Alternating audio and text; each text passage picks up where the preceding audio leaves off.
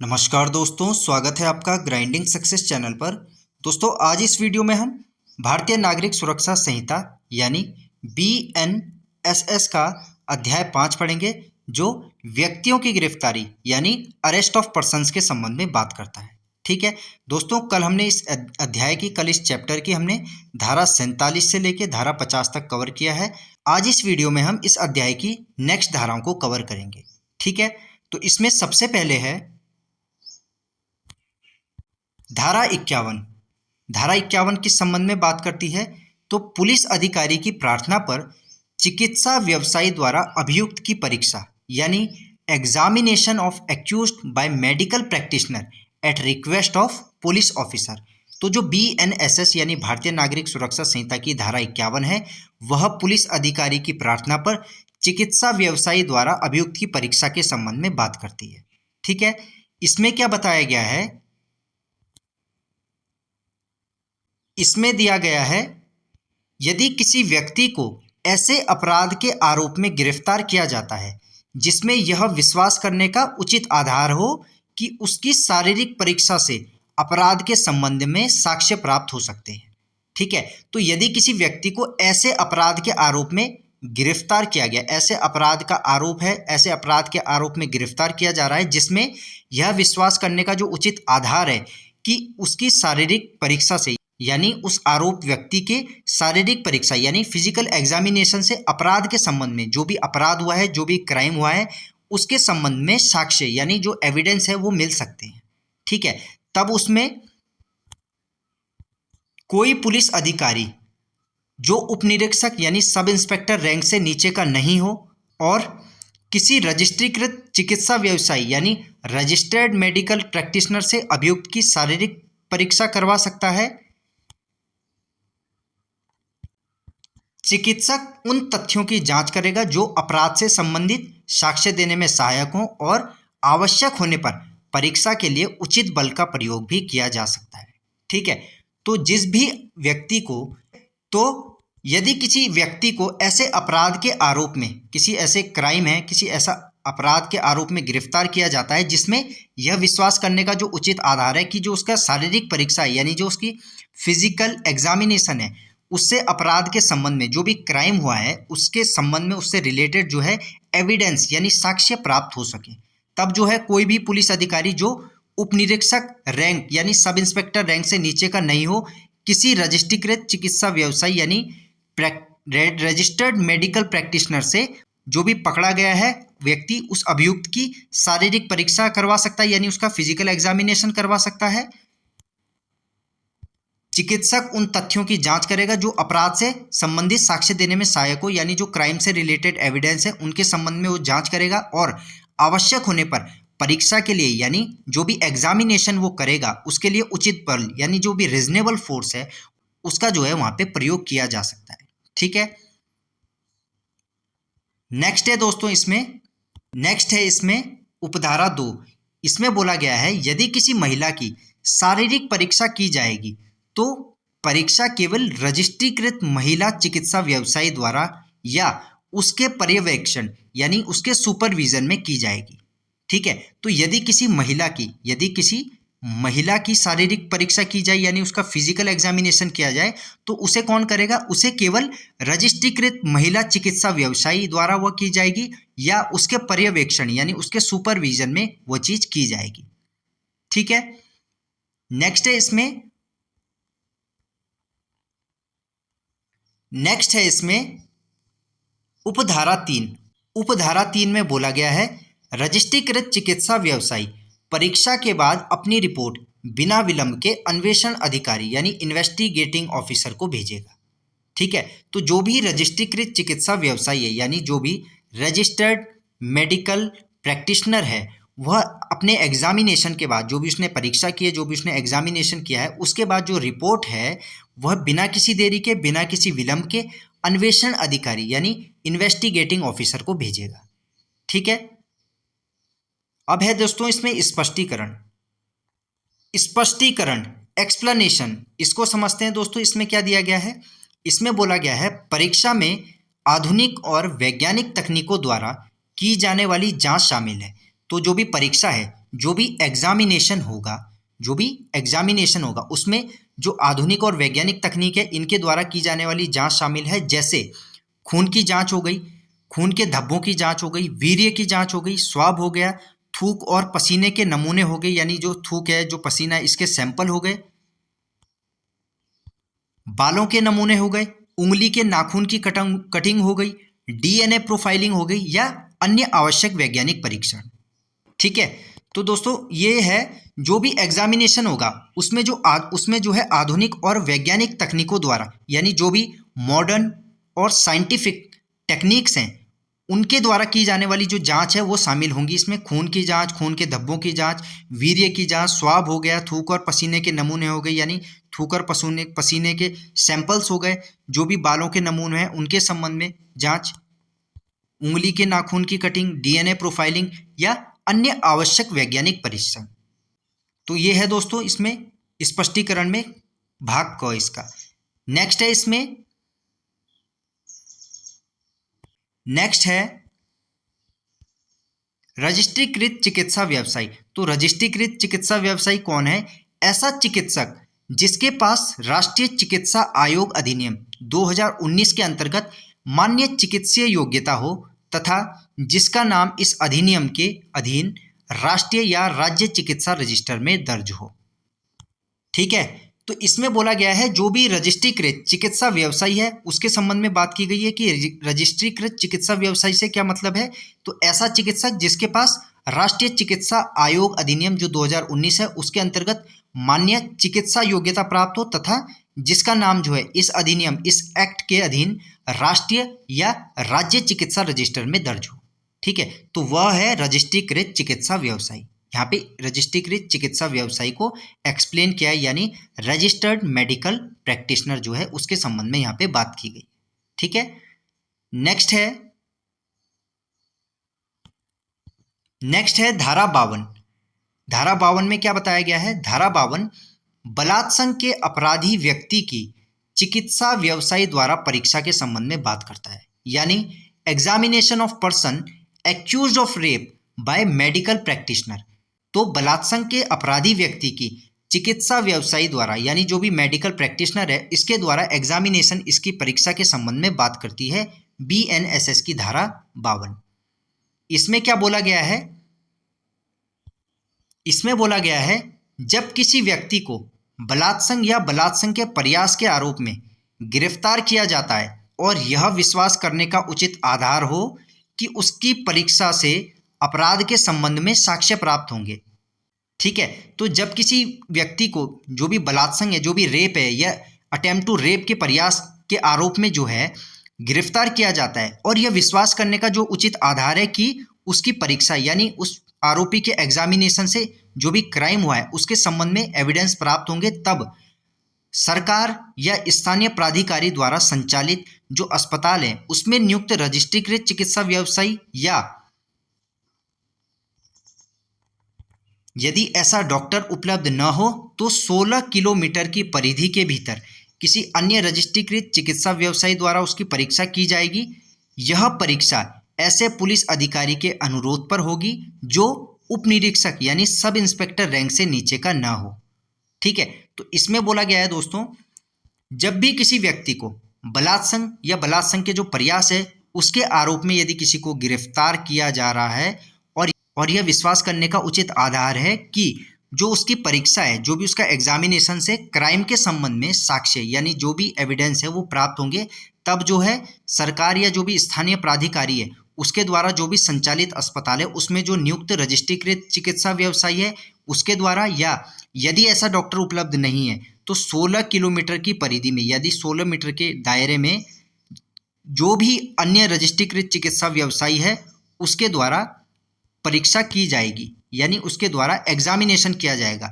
और यह परीक्षा जो है, यह जो एग्जामिनेशन है ऐसे पुलिस अधिकारी के अनुरोध पर होगा जो कि उप निरीक्षक यानी सब इंस्पेक्टर रैंक से नीचे का न हो। तो जो भी ये परीक्षा है, जो भी ये एग्जामिनेशन है इस तरह का, यह ऐसे पुलिस अधिकारी की रिक्वेस्ट पे होगा, ऐसे पुलिस अधिकारी के अनुरोध पे होगा जो उप निरीक्षक यानी सब इंस्पेक्टर रैंक से नीचे का न हो। ठीक है, नेक्स्ट है इसमें दोस्तों, परीक्षा के लिए आवश्यक होने पर उचित बल का प्रयोग भी किया जा सकता है। तो यदि एग्जामिनेशन आवश्यक है तो उसके लिए रीजनेबल फोर्स यानी उचित बल का प्रयोग भी यहाँ पे किया जा सकता है। ठीक है, नेक्स्ट है इसमें उपधारा 2।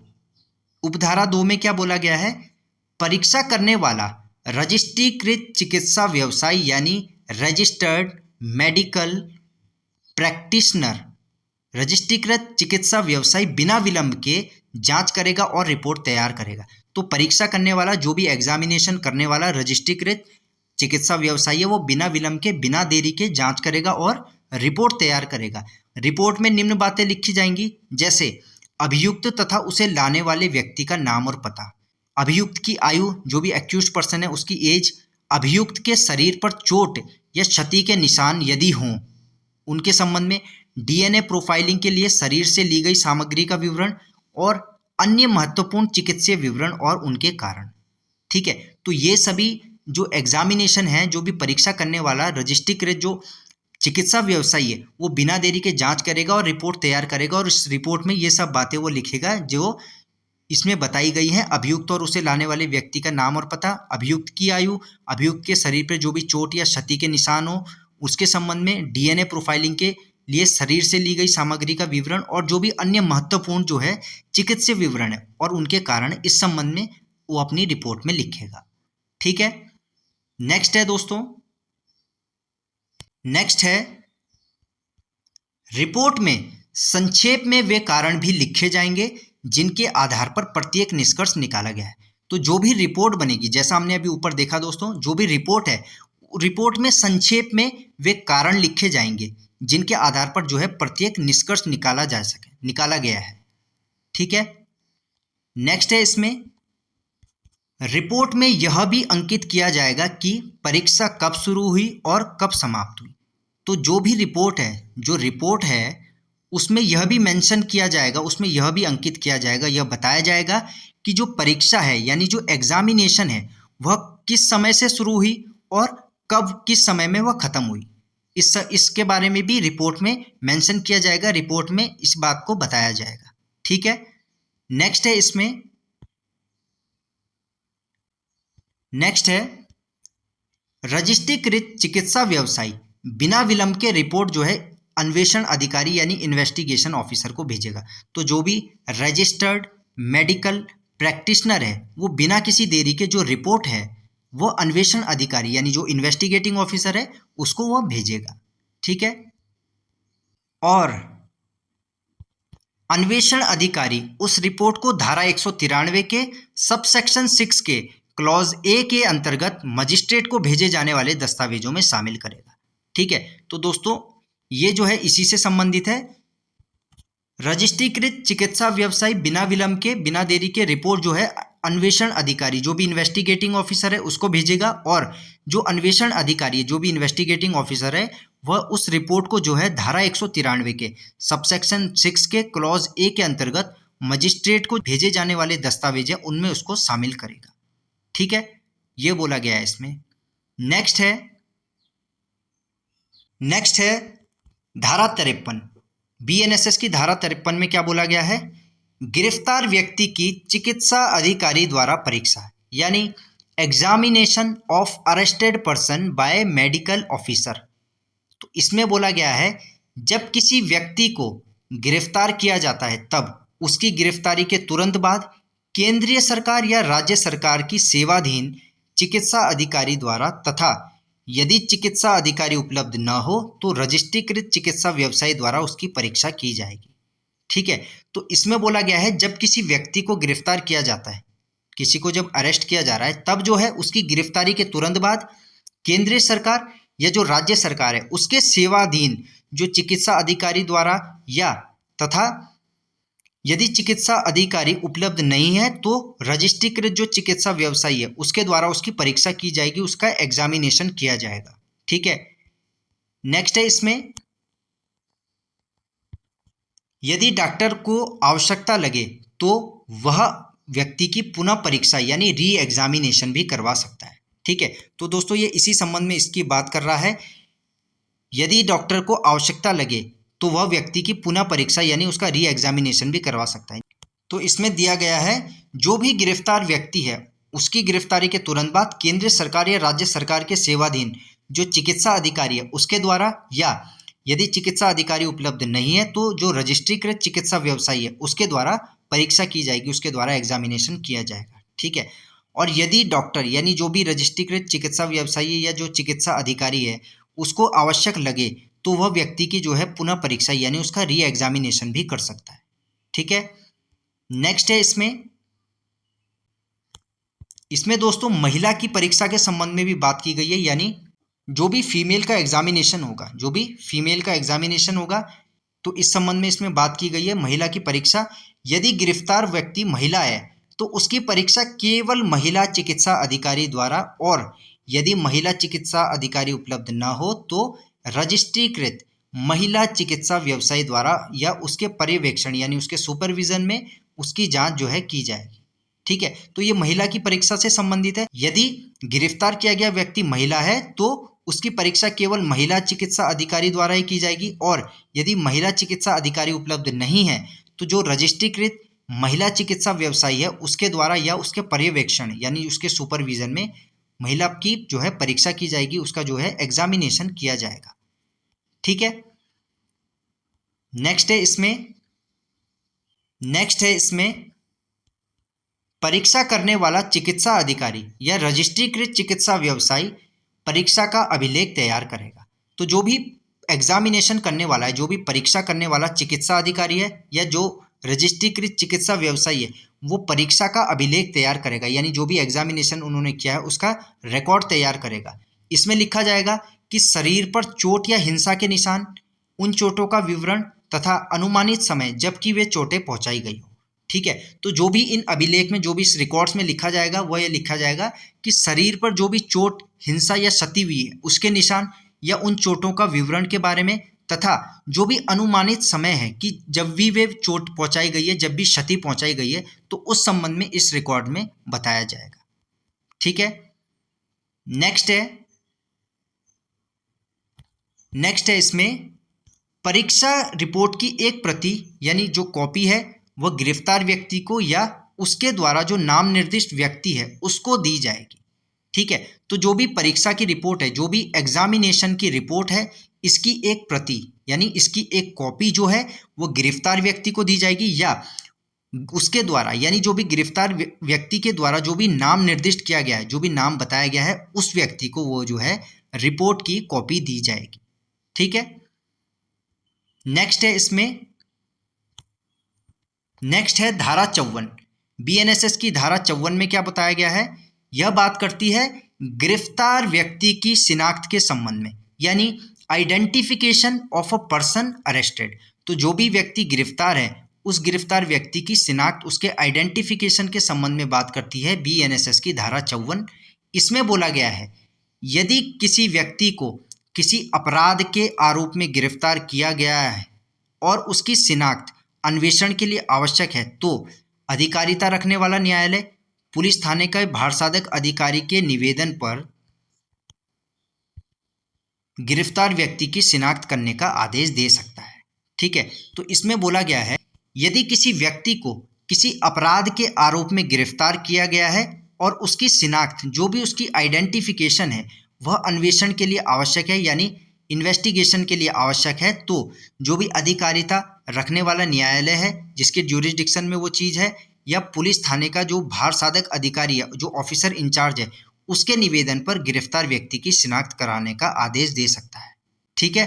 तो अधिकारिता रखने वाला न्यायालय, जिस भी न्यायालय के ज्यूरिसडिक्शन में वो चीज़ है, तो उससे जो है पुलिस थाने का जो भार साधक अधिकारी है, जो भी ऑफिसर इंचार्ज है, उसके निवेदन पर, उसकी रिक्वेस्ट पर जो भी ये न्यायालय है वह गिरफ्तार व्यक्ति की शिनाख्त कराने का आदेश दे सकता है, यानी उसके आइडेंटिफिकेशन के लिए, उसका जो आइडेंटिफिकेशन है उसे कराने का आदेश दे सकता है। ठीक है। नेक्स्ट है इसमें यह शिनाख्त किसी अन्य व्यक्ति या व्यक्ति द्वारा कराई जा सकती है। तो जो भी आइडेंटिफिकेशन है वो किसी अन्य व्यक्ति या व्यक्तियों द्वारा कराई जा सकती है, परंतु यदि शिनाख्त करने वाला व्यक्ति मानसिक या शारीरिक रूप से निशक्त है यानी डिसेबल्ड है, तो जो भी शिनाख्त करने वाला व्यक्ति है, जो भी आइडेंटिफिकेशन के लिए व्यक्ति है, वह यदि मानसिक या शारीरिक रूप से निशक्त है यानी डिसेबल्ड है, तो जो शिनाख्त प्रक्रिया है वो मजिस्ट्रेट के पर्यवेक्षण में होगी। यानी जो भी आइडेंटिफिकेशन की प्रोसेस है वह मजिस्ट्रेट के पर्यवेक्षण यानी उसके सुपरविजन में होगी। मजिस्ट्रेट यह सुनिश्चित करेगा कि पहचान ऐसी विधियों से हो जो व्यक्ति के लिए सुविधाजनक हो। तो मजिस्ट्रेट को यह सुनिश्चित करना होगा जो भी पहचान है वह ऐसी विधियों से होगी जो है उस व्यक्ति के लिए सुविधाजनक हो। ठीक है। और शिनाख्त प्रक्रिया श्रव्य दृश्य इलेक्ट्रॉनिक साधनों यानी जो भी ऑडियो वीडियो इलेक्ट्रॉनिक मीन्स है इनके द्वारा अभिलिखित की जाएगी। ठीक है। तो जो भी शिनाख्त की प्रक्रिया है, जो भी आइडेंटिफिकेशन की प्रोसेस है, वह जो है ऑडियो वीडियो इलेक्ट्रॉनिक जो मीन्स है, जो भी श्रव्य दृश्य इलेक्ट्रॉनिक साधन है, इसके द्वारा इसकी जो इस प्रक्रिया जो है अभिलिखित की जाएगी, इसको रिकॉर्ड किया जाएगा। ठीक है। ठीक है। तो दोस्तों ये था भारतीय नागरिक सुरक्षा संहिता यानी BNSS, जिसमें आज हमने इसके अध्याय 5 को पढ़ा। अध्याय 5 जो बात करता है व्यक्तियों की गिरफ्तारी के संबंध में, व्यक्तियों की गिरफ्तारी यानी अरेस्ट ऑफ पर्सन के संबंध में बात करता है। इसमें दोस्तों आज हमने धारा 51, 52, 53 और 54 को कवर किया है। ठीक है। इसके नोट्स दोस्तों आपको मेरे टेलीग्राम चैनल पे मिल जाएंगे, जिसका लिंक जो है मैं अपने डिस्क्रिप्शन बॉक्स में अपने टेलीग्राम चैनल का लिंक जो है पिन कर दूंगा, और कमेंट बॉक्स में भी मैं अपने टेलीग्राम चैनल का लिंक जो है पिन कर दूंगा।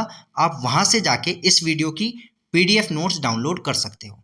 ठीक है दोस्तों, मिलते हैं आपसे नेक्स्ट वीडियो में। इस अध्याय की नेक्स्ट धाराओं को अगली वीडियो में हम कवर करेंगे। धन्यवाद।